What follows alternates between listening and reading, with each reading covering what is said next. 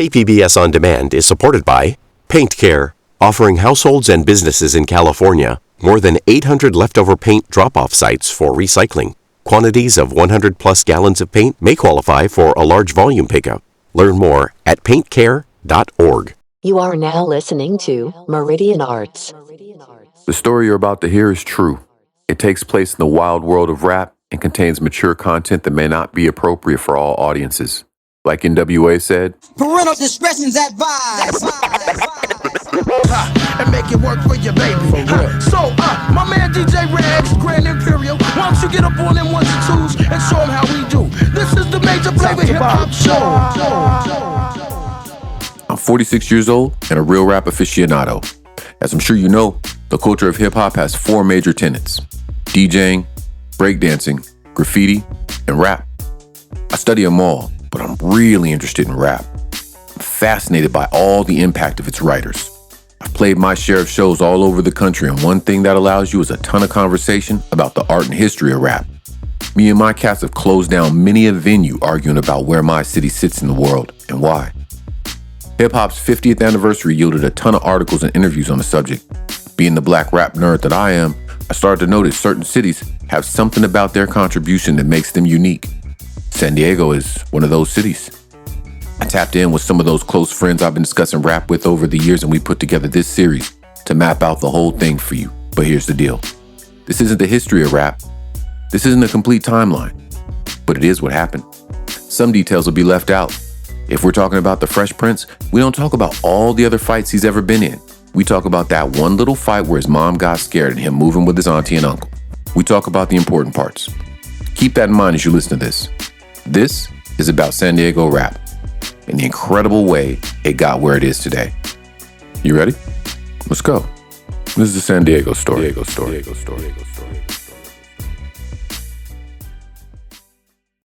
KPBS On Demand is supported by Paint Care, offering households and businesses in California more than 800 leftover paint drop-off sites for recycling. Quantities of 100 plus gallons of paint may qualify for a large volume pickup.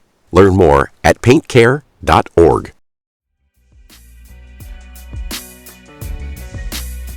Our last episode introduced you to J.O. Felony, a San Diego lyricist whose diligence and hard work earned him a very successful release on Def Jam Records. But gangster rap isn't the only thing thriving in the city. Trailblazer, Oracle the Psychotic Alien's artistic energy is evolving our backpack rap scene at light speed. Rapper John Robinson, a.k.a. Reality of Ill-Mannered. Everybody was ripping off what they did, from the backpacks to the shredded pants to the chucks to the honcho boots to everything they was doing. They were ahead of their time with that, you know what I mean? And everybody else, in my opinion, kind of bit off of them. His weekly underground improv event was up and running as a springboard for local talent. Similar to rap ensembles like Death Row or Boot Camp Click, San Diego's Masters of the Universe, comprised of Adam 12, Matrix, Basement, Eclipse, Millennium, Wes Craven, Orko, and Third Rail, applied a buckshot strategy, releasing a myriad of tape-hiss concertos showcasing each member's individual personality and philosophies. A momentum was building and local rap was multiplying. If you know anything about Masters of the Universe, they were ahead of their time when it comes to production, rhyme scheme, fashion, dancing, anything. They were way ahead of their time, in my opinion. The Critical Mind State track. Who all is on that? It was me. There was a guy named Mantis, who at the time was going by C-Dub. There was Perry Wilkins, Pink Juice. There was Asia. Larry Love. The original recording was done by Steve Vicious, who's a San Diego legend. He did Sultry Funk and some other songs for MC Hammer and stuff like that. He did Big June song on Big June, Young G Sports. So everybody who was anybody, I think Cricket B, I want to say even maybe say even J.O. Felony. I'm not completely sure, but everybody who's anybody has had a song done from Steve Vicious or went through that studio. I had a cassette copy of Aztec Tribe, Diego Town, and I probably have some other local tapes, but Critical Mind State, that's the first local demo that really got me. Each MC was from a different neighborhood, which gave the demo extra movement around the city. I go by the name Larry Love, Infamous L, Larry Love, Southeast representative. Whose idea was Critical Mind State? the whole thought and concept, everything was my idea. Just, I was watching, I don't know if you remember Pump It Up with Dee Barnes. Yes, sir. She had Ice Cube on there, and I just remember, she had asked him a question, how was it growing up in South Central? And he just be like, man, it's critical. Everything was critical. I was like, I don't know. That word just registered with me. I was just like, okay. Do you remember anything from that recording session? I remember, shout out to Steve Vicious, who I've done 99.9% of all my songs. Steve, being there and everybody just feeding off each other, and just like, it was a moment when you capture one of those moments and you like, yeah, we got one. Flex the rejects and correct subliminal mind states while your brother still pulling crates, and don't front cause I got you open. Shorty popping cruise, brothers know they gonna lose, and don't play the next swing, that shit's complex. Larry Love's goal with Critical Mind State was a compilation with other MCs. His work didn't come together, but great minds think alike. The Vital Signs compilation featured 19 homegrown songs, each from a different group. This isn't a new concept. Similar moves can be seen throughout the 90s with albums from The Flavor Unit, Eric Sermon, and of course, Wu-Tang. Upon revisit, Vital Signs is a wonderful exhibition of San Diego's personality, psychonaut wisdoms, and avant-garde wordplay, mixed in with gritty West Coast slappers. It's special, a sort of coming of age, a slyly specific benchmark showing that our scene was beyond merely surviving. It was enjoying its quirks. We submitted a song for it and it made the cut. It's on the official Vital Signs. Well, it was cassettes back then, so Soul Providers, and the name of the song is called Camouflage Tactics. Who in this place is sick and tired of the lies? These guys surprise all my brothers with the starry eyes. Like flies, we come in flocks to the spots where the disc jocks set up shop, show what you got. Record execs from all around. My man Frosty, well, he's Icons now, but he used to be Almighty Society, but he was the one who formed the Glass Houses. But that's how I got on the Vital Signs through Frosty's connection. Who did the beat for Camouflage Tactics? Steve. We're going to talk more about the local records that were in rotation when we come back from this quick break. Stick around.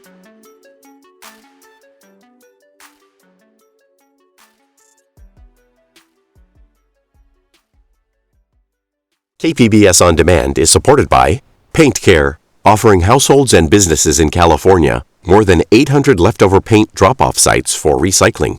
Quantities of 100-plus gallons of paint may qualify for a large volume pickup. Learn more at paintcare.org.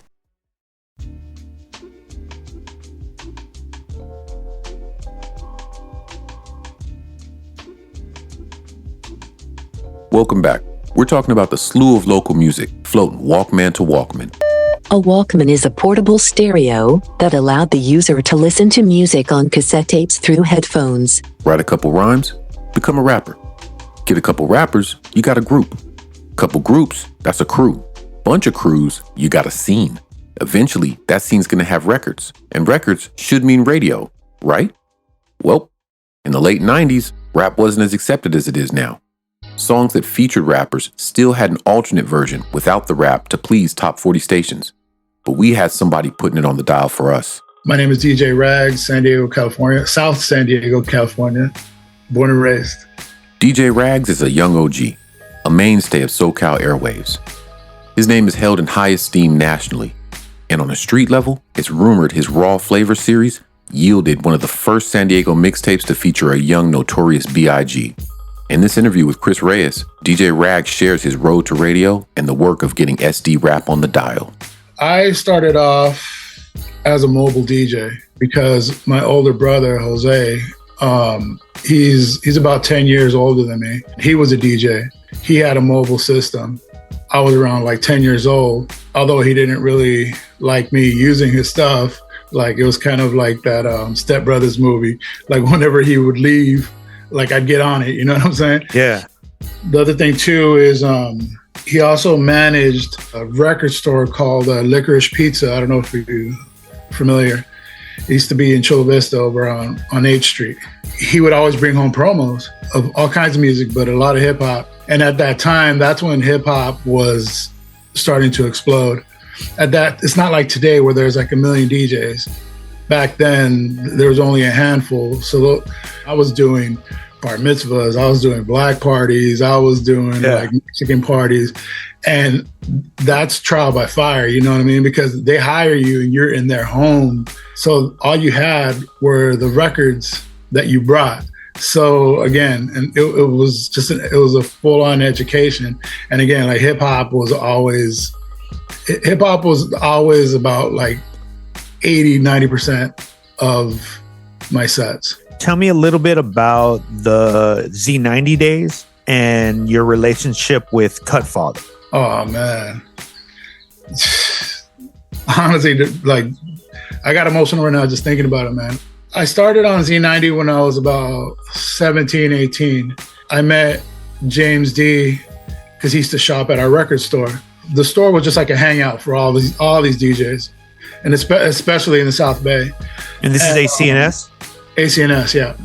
AC&S Records was a popular independently owned record store located in Chula Vista, California. So I would be there all day, just cutting, just having fun, talking music, talking ish, you know. And so James, I got to know James there. One day he just asked me, he's like, hey, like, you want to come mix? He was supposed to be playing the music and I was supposed to be throwing stuff on top of it, like a little acapella, scratching, that kind of stuff. But the thing is, James, like, I always got the impression that he hated DJing because he was always complaining. So eventually he got to the point where he was just like, fuck it, just DJ, just play. So I ended up DJing. So like around midnight, we knew like a lot of like the regular people, more of the squares or whatever, tuned out. So that's when we used to go real heavy on the hip hop. That ended up being my show, my hip hop show on Z90. Yeah. And at first, like I never had a real host. It was just like whoever happened to have that shift.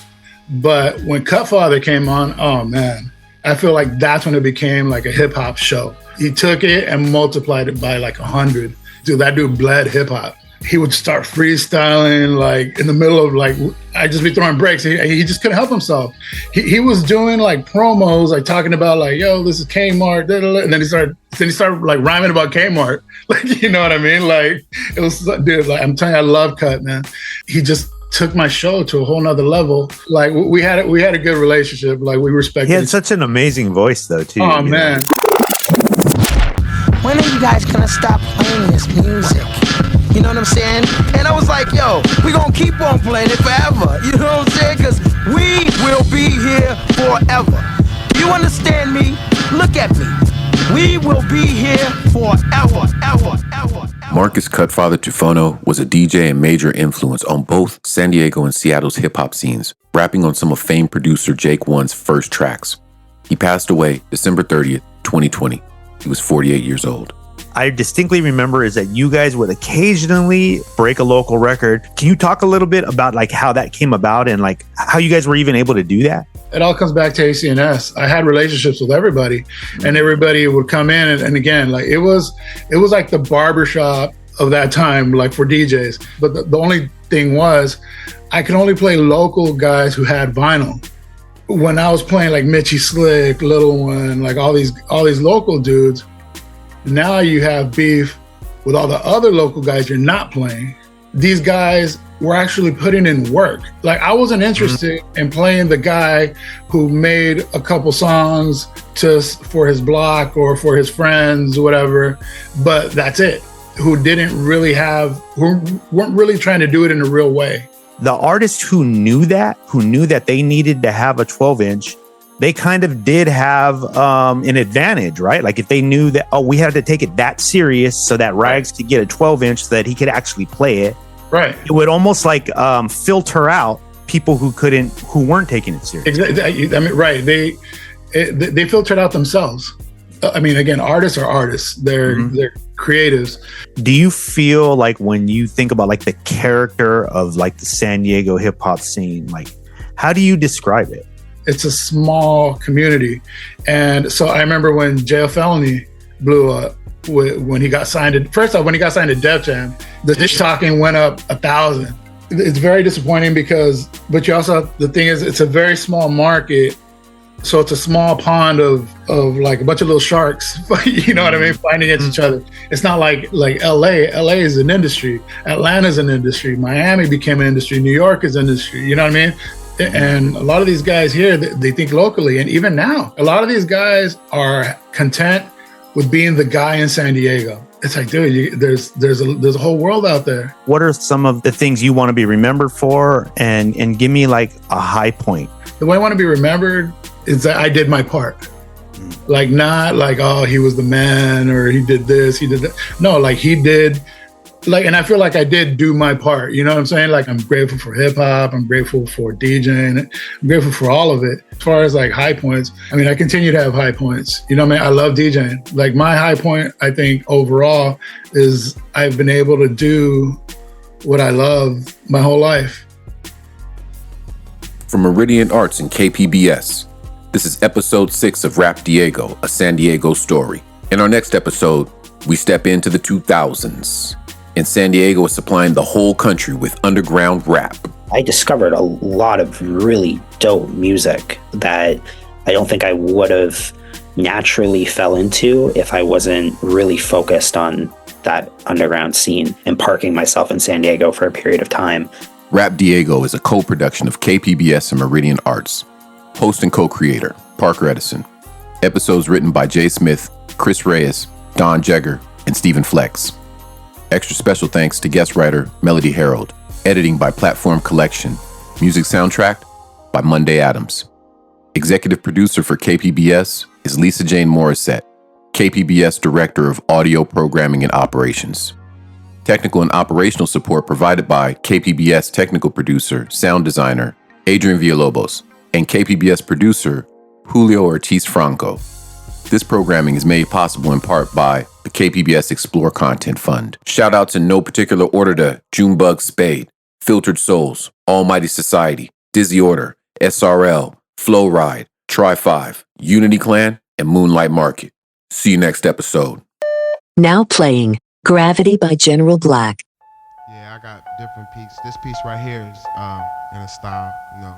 It's called Gravity. You know what I'm saying? It's gonna be self-explanatory.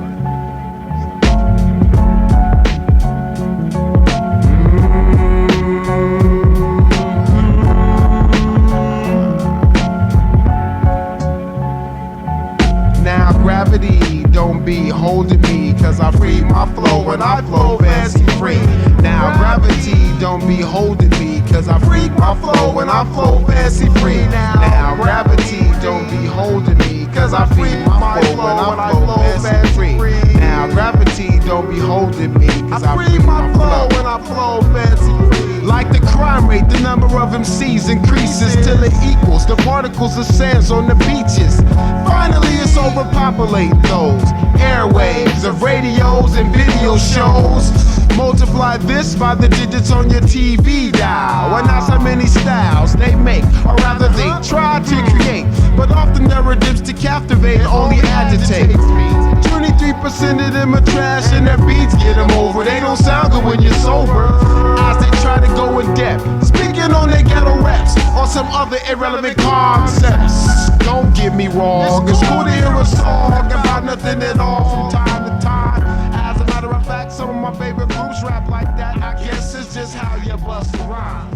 Me, my mind works like machinery. I try to help you visualize the scenery. It seems to me, gangsta rapping, hip hop rapping, knowledge rapping, all gets the party people's heads clapping. But a vulture outside of our culture came with misguiding labels and placed them on your picnic table. All self-expression is the same, the burning flame, or rose by another name. I'm serious as an incurable disease, so all you part-time MCs, please at ease. KPBS On Demand is supported by Paint Care, offering households and businesses in California more than 800 leftover paint drop-off sites for recycling. Quantities of 100 plus gallons of paint may qualify for a large volume pickup. Learn more at paintcare.org.